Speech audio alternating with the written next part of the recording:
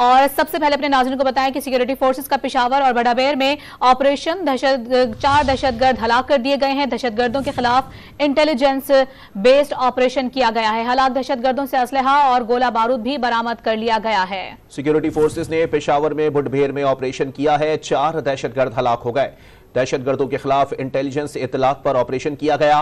पाक फौज के शोबा ताल्लुकात आमा ISPR के मुताबिक हलाक दहशतगर्दों से असलहा और गोला बारूद बरामद कर लिया गया है। आपको बताएं कि सिक्योरिटी फोर्सेस की जानिब से पेशावर के इलाके बुडभेर में ऑपरेशन किया गया, जिसके नतीजे में 4 दहशतगर्दों को जहन्नुम वासिल कर दिया गया है। दहशतगर्दों के खिलाफ इंटेलिजेंस इत्तलात पर यह ऑपरेशन किया गया। पाक फौज के शोबा ताल्लुकात आमा ISPR के मुताबिक हलाक दहशतगर्दों से असलहा और गोला बारूद भी बरामद कर लिया गया है। सिक्योरिटी फोर्सेस की जानिब से पेशावर में यह अहम कार्रवाई की गई है और पेशावर में बुडभेर में ऑपरेशन किया गया, जिसके नतीजे में 4 दहशतगर्द हलाक हो गए। इसी पर बात करेंगे ब्यूरो चीफ इस्लामाबाद इफ्तिखार शिराजी हमारे साथ मौजूद हैं। जी शिराजी साहब, बताइए कि इस अहम कार्रवाई के हवाले से। जी बिल्कुल, ये बड़ा बेर का इलाका है, नवाही इलाका है पेशावर का, जहाँ पे एक इंटेलिजेंस बेस्ड ऑपरेशन किया गया है।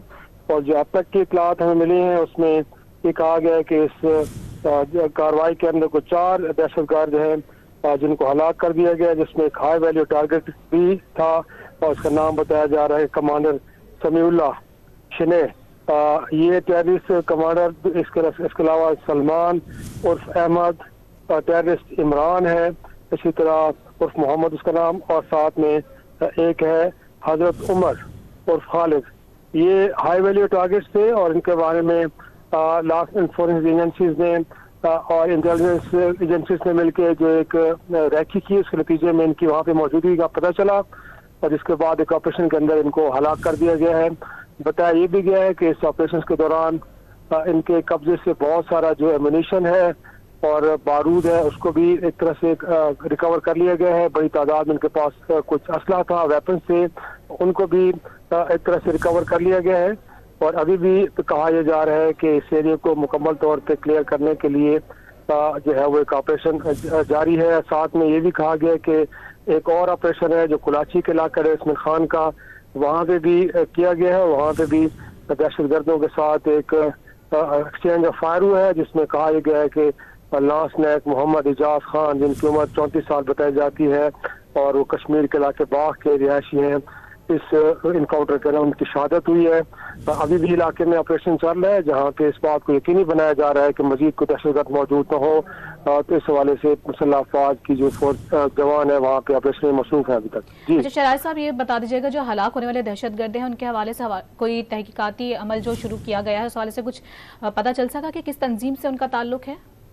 नहीं, अभी तक ये तो नहीं बताया गया, लेकिन ये जरूर कंफर्म किया गया कि हाई वैल्यू टारगेट से इनफैक्ट ये वो दहशतगर्द थे कि जो बड़ी कार्रवाइयों में सिक्योरिटी फोर्सेस के खिलाफ और आम शहरियों के खिलाफ मुलविस थे।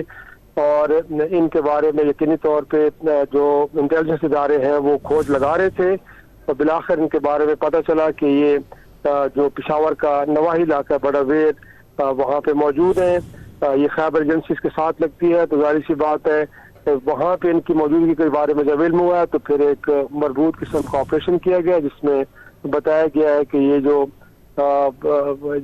टेररिस्ट थे चारों के चारे इस ऑपरेशन के अंदर इनकी हलाकत हुई है। लेकिन अभी तक हम ये नहीं कह सकते कि इनका ताल्लुक किस जमात से, OTTP से है या किसी और से, इसके बारे में अभी तक तहकीकात हो रही हैं। जी।